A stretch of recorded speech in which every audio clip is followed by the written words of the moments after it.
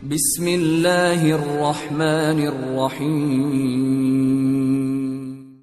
اپنے لشکر کو چند دن سستانے اور آرام کرنے کا موقع فراہم کرنے کے بعد سلطان عز الدین کیکاؤس نے پھر پیش قدمی شروع کی، یہاں تک کہ وہ لاسکری کے شہر بورسا جا پہنچا۔ لاسکری کو بھی سلطان کی آمد کا علم ہو چکا تھا، لہٰذا وہ شہر کے اندر محصور ہو گیا تھا۔ سلطان نے شہر کے مشرقی حصے میں پڑاؤ کیا۔ ایک دن آرام کرنے کے بعد سلطان نے اپنے لشکر کے ایک حصے کے ساتھ فصیل کا جائزہ لیا۔ اس نے دیکھا فصیل کے اوپر گھوڑ سوار اپنے گھوڑوں کو دوڑاتے ہوئے دیکھ بھال اور نگہبانی کا فرض ادا کر رہے تھے۔ اس سے سلطان نے اندازہ لگایا کہ شہر کی فصیل کافی چوڑی، مضبوط اور مستحکم ہے، لہٰذا اسے توڑ کر شہر میں داخل ہونا جان جوکوں کا کام ہوگا۔ ان سارے حالات کا جائزہ لینے کے بعد سلطان نے اپنے پڑاؤ میں اپنے سارے سالاروں کا اجلاس طلب کر لیا تھا۔ چنانچہ سارے سالار جب سلطان کے خیمے میں جمع ہو گئے تب سلطان نے ان کو مخاطب کیا اور کہنے لگا، فصیل کا جائزہ میں لے چکا ہوں اور تم بھی فصیل کی مضبوطی اور اس کی چوڑائی کا اندازہ لگا چکے ہو۔ ہمارے پاس منجنیقیں نہیں ہے، نہ ہی دوسرا قلعہ شکن سامان ہے۔ اس بنا پر اب تم یہ سوچو کہ بورسا کی فصیل توڑ کر کس طرح شہر کے اندر داخل ہوا جائے۔ سلطان عز الدین کے اس استفسار پر سارے سالار آپس میں صلاح و مشورہ کرنے لگے تھے۔ کچھ دیر کسر پسر ہوتی رہی، یہاں تک کہ سیف الدین ابوبکر سلطان کو مخاطب کر کے کہنے لگا، سلطان محترم، بورسا کو فتح کرنے کے لیے ہم سب نے مل کر ایک تجویز بنائی ہے اور مجھے امید ہے کہ اگر ہم نے اس پر عمل کیا تو بڑی آسانی کے ساتھ ہم شہر کو فتح کرنے میں کامیاب ہو جائیں گے۔ اس موقع پر سلطان عز الدین کی آنکھوں میں امیدوں بری ایک چمک پیدا ہوئی۔ اس کے بعد وہ بڑے غور سے سیف الدین کی طرف دیکھتے ہوئے کہنے لگا، سیف الدین میرے بھائی، وہ کیسے؟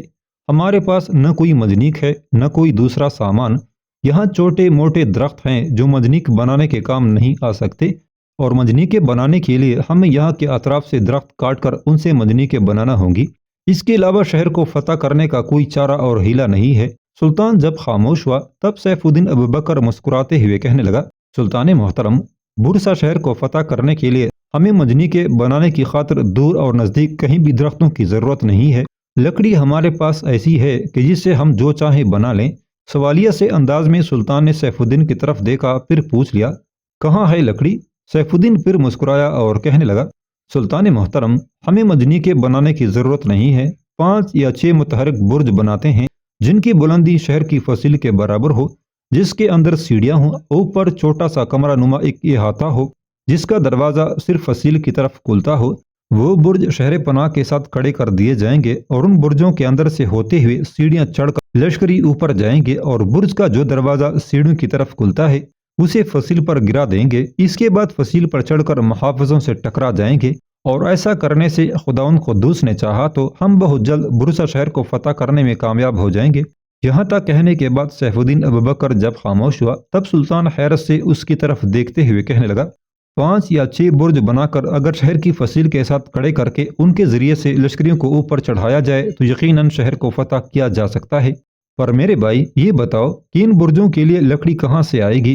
سیف الدین نے اس موقع پر غور سے سلطان کی طرف دیکھا، پھر کہنے لگا، سلطان محترم، اس سلسلے میں فکر مندی کی کیا ضرورت ہے؟ آپ نے دیکھا رومنوں کا وہ بحری بیڑا جو لاسکری کی مدد کے لیے آیا تھا وہ ابھی تک ساحل پر کھڑا ہے۔ قسطنطنیہ کے اس بحری بیڑے میں جو رومن اور یونانی لشکری سوار ہو کر آئے تھے ان کی اکثریت کو ہم نے میدان جنگ میں موت کے گھاٹ اتار دیا ہے اور ان کا سالار اعلیٰ حرمان بھی ختم ہو چکا ہے۔ باقی بچنے والے یونانی اور رومن لشکریوں نے شاید لاسکری کے ساتھ بورسا شہر کے اندر ہی محصور ہو کر ہمارا مقابلہ کرنے کا تہیہ کیا ہے۔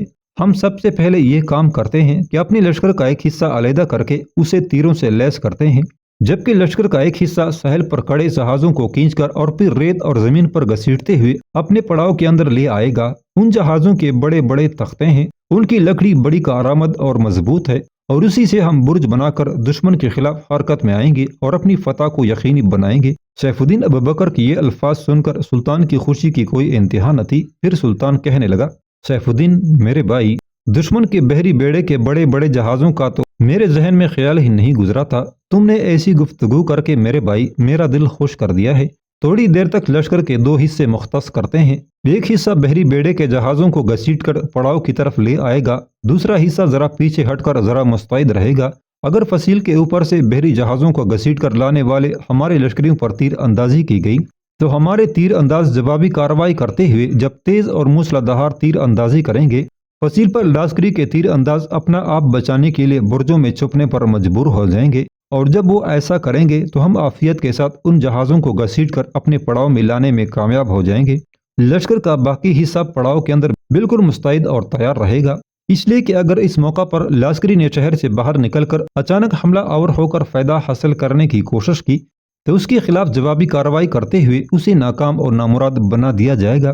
سلطان نے اس تجویز کو پسند کیا تھا، باقی سالار بھی اس پر عمل کے لیے آمادہ تھے۔ چنانچہ لشکر کے 3 حصے کیے گئے، 2 حصے چھوٹے اور 1 حصہ بڑا۔ بڑے حصے میں خود سلطان، سیف الدین، حسام الدین یوسف اور مبارز الدین چاولی رہے۔ اپنے حصے کے لشکر کو سلطان نے اپنے سالاروں کے ساتھ مل کر بالکل چوکس اور تیار کر دیا تھا۔ 2 چھوٹے حصوں میں ایک ہی کمانداری زین الدین بشارہ کے ذمہ لگائی گئی تھی اور دوسرا حصہ نجم الدین بہرام کے تحت دیا گیا۔ نجم الدین بہرام کے ذمہ یہ کام لگایا گیا کہ وہ اپنے حصے کے لشکر کے ساتھ دشمن کے جہازوں کو ریت اور زمین پر گھسیٹ کر پڑاؤ کے قریب لائے گا، جبکہ زین الدین بشارہ کو یہ کام سونپا گیا کہ جس وقت نجم الدین بہرام دشمن کے بحری بیڑے کے جہازوں کو پڑاؤ کی طرف لائے گا اور فصیل کے اوپر سے اس پر اور اس کے ساتھیوں پر تیر اندازی ہوتی ہے تو زین الدین اپنے حصے کے لشکر کے ساتھ فصیل پر ایسی تیز تیر اندازی کرے گا کہ لشکری کے ان تیر اندازوں کو برجوں کی پیچھے چھپنے پر مجبور کر دے گا۔ چنانچہ جب لشکر کی تقسیم مکمل کر لی گئی تب نجم الدین بہرام اپنے حصے کے لشکر کے ساتھ بحری بیڑے کی طرف بڑھا، جبکہ زین الدین بشارہ اپنے حصے کے لشکر کے ساتھ نجم الدین بہرام سے تھوڑے فاصلے پر اپنے ساتھیوں کے ساتھ چوکس ہو گیا تھا۔ اس کے ساتھیوں نے اپنی سینوں پر اپنی ڈالیں باندھ لی تھی، سر پر خود رکھ لیے تھے، پیٹھ پر ان کے ترکش تیروں سے بھرے ہوئے تھے اور کندھوں سے کمانیں لٹک رہی تھی۔ چنانچہ دشمن کی تیر اندازی اور ان پر جوابی تیر اندازی کرنے کے لیے وہ بالکل تیار ہو گئے تھے، جبکہ لشکر کا تیسرا حصہ جو بڑا تھا اور جو سلطان کے علاوہ سیف الدین اور حسام الدین یوسف کی کمانداری میں تھا، اسے سلطان نے تیار کر دیا تھا۔ اس لشکر نے صفیں باندھ لی تھی، بالکل ایسی ہی جیسے وہ جنگ کی ابتدا کرنے لگے ہوں۔ جس وقت نجم الدین بہرام اپنے حصے کے لشکر کے ساتھ یونانیوں اور رومنوں کے بحری بیڑے کی طرف بڑھا، اس وقت لاسکری برسا شہر کی فصیل کے اوپر اپنے سالاروں اور بچ کر نکلنے والے رومنوں اور یونانی سالاروں کے ساتھ موجود تھا۔ اس وقت جبکہ نجم الدین بحری بیڑے کی طرف بڑھ رہا تھا، ان کی سمجھ میں نہیں آیا تھا کہ مسلمان کیا کرنے لگے ہیں۔ انہوں نے یہ بھی دیکھا کہ مسلمانوں کے لشکر کا بڑا حصہ شہر پر حملہ آور ہونے کے لیے تیار ہے۔ چنانچہ جس سمت سلطان نے اپنے لشکر کو استوار کیا تھا، لاسکری کے علاوہ یونانی اور رومن سالاروں نے اس سمت برجوں کے اندر اور برجوں کے باہر فصیل کو اپنے جنگجوؤں اور تیر اندازوں سے بھر دیا تھا، تاکہ اگر مسلمانوں کا سلطان پیش قدمی کرتے ہوئے اس سمت سے حملہ آور ہو تو اسے روکا جا سکے۔ بہرحال لاسکری یونانی اور رومن سالاروں کے ساتھ یہ سارا منظر ایک برج کے اندر کڑا ہو کر دیکھ رہا تھا۔ یہ کافی بڑا برج تھا اور اس کے اندر سے ہی سیڑھیاں نیچے شہر کے اندر جاتی تھیں۔ اس موقع پر یونانی سالار جو لاسکری کے پہلو میں برج کے اندر کڑا تھا، لاسکری کو مخاطب کر کے کہنے لگا، میری سمجھ میں کچھ نہیں آ رہا کہ یہ مسلمان کیا کرنے والے ہیں۔ جہاں تک برسا شہر کی فصیل کا تعلق ہے تو یہ فصیل کی مضبوطی اور اس کا استحکام مسلمانوں کی طاقت اور قوت سے باہر ہے۔ ان مسلمانوں کے پاس نہ فصیل توڑنے کے لیے اوزار ہیں، نہ ہی نقب لگانے کا سامان ہے۔ اگر یہ شہر پناہ پر رسی کی سیڑھیاں پھینک کر حملہ آور ہونا چاہتے ہیں تو انہیں یقیناً ناکامی اور بدبختی کا سامنا کرنا پڑے گا۔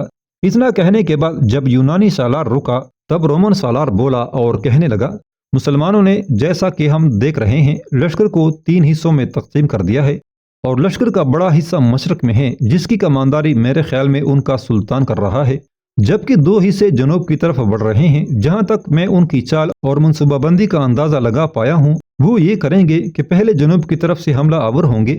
جنوب کی طرف چونکہ لشکر بڑھ رہے ہیں، ان میں سے ایک شاید فصیل پر چڑھنے کی کوشش کرے گا اور دوسرے کو آپ دیکھیں ان کے پاس کمانیں اور تیر ہیں، اور جب ان کا لشکر فصیل پر چڑھنے کی کوشش کرے گا اور فصیل کے اوپر سے اگر ان پر تیر اندازی کی جائے گی تو وہ حصہ جوابی تیر اندازی کرنے کے لیے شاید اپنے ساتھیوں کے لیے فصیل پر چڑھنے کی آسانیاں پیدا کرے گا، لیکن ہم انہیں ایسا کرنے نہیں دیں گے۔ مسلمانوں کو تو ہم فصیل کے قریب نہیں آنے دیں گے، اور میں یہ بھی اندازہ لگاتا ہوں کہ یہ جو چھوٹے لشکر ہیں یہ ہمیں جنوب کی طرف مصروف رکھ کر اپنے سلطان کو یہ موقع فراہم کرنا چاہتے ہیں کہ وہ مشرق کی طرف سے حملہ آور ہو کر کسی نہ کسی طرح شہر میں داخل ہو جائے اور شہر کو فتح کیا جا سکے، لیکن ان کی اس کوشش کو ہم ہر صورت ناکام بنا کے رہیں گے۔ یہاں تک کہنے کے بعد رومن سالار جب رکا تب اس کی طرف توصیفی انداز میں دیکھتے ہوئے لشکری کہنے لگا، تمہارا اندازہ درست ہے، میں بھی یہی سوچ رہا ہوں کہ مسلمانوں کے جو 2 لشکر جنوب کی طرف بڑھ رہے ہیں یہ جنوب کی طرف حملہ آور ہو کر ہماری توجہ ہمارا دھیان جنوب کی طرف کریں گے، اور وہ یہ چاہ رہے ہیں کہ ہم عسکری طاقت کو مکمل طور پر جنوب کی طرف منتقل کر دیں، جس سے فائدہ اٹھا کر ان کا سلطان مشرق کی طرف حملہ آور ہو کر برسا کو فتح کرنے کا در کھولے گا۔ لیکن اگر وہ ایسا سوچتے ہیں تو انہیں ناکامی کا منہ دیکھنا پڑے گا۔ ہم جنوب ہی نہیں مشرق کی طرف بھی اپنا دفاع خوب کریں گے۔ یہاں تک کہنے کے بعد رومن سالار جب خاموش ہوا تب یونانی سالار چونکا تھا۔ پہلے ہی بڑے غور سے مسلمانوں کے دونوں چھوٹے لشکروں کی نقل و حرکت کا جائزہ لے رہا تھا، چنانچہ ایک دم لشکری کو مخاطب کر کے کہنے لگا، یہ لوگ کیا کرنے لگے ہیں؟ ان کے لشکر کا ایک حصہ تو پہلے ہی جہازوں کی طرف بڑھ گیا ہے اور دوسرا حصہ ایک جگہ رک گیا ہے۔ میرے خیال میں ہمارے اندازے درست نہیں، وہ شہر پر جنوب کی طرف سے حملہ آور نہیں ہوں گے۔ ان کی طرف غور سے دیکھو، ایک حصہ بحری بیڑے کی طرف بڑھ رہا ہے، دوسرا ذرا فاصلے پر کڑا ہو گیا ہے، دونوں شاید اپنے کسی کام کی ابتدا کرنے لگے ہیں۔ چنانچہ لاسکری اور دونوں یونانی اور رومن سالار بڑے غور سے مسلمانوں کی نقل و حرکت دیکھنے لگے تھے، اور جب نجم الدین بہرام کے تحت کام کرنے والے لشکریوں نے بڑی تیزی کے ساتھ کئی جہازوں کو خشکی پر گھسیٹتے ہوئے اپنے پڑاؤ کی طرف لے جانا شروع کیا، تب لاسکری چونکا۔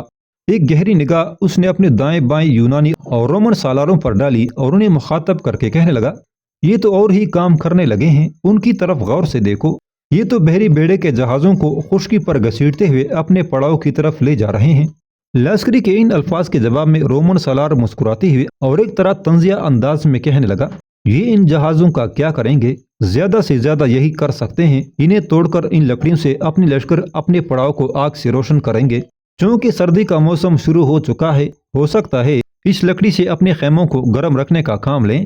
بہرحال یہ جتنا عرصہ چاہیں برسا شہر کے نواح میں پڑے رہیں، انہیں ناکامی کا منہ دیکھنا پڑے گا، اور برسا شہر کی مضبوط اور مستحکم فصیلوں سے سر ٹکرا کر آخر ایک روز انہیں ناکام اور نامراد لوٹنا پڑے گا۔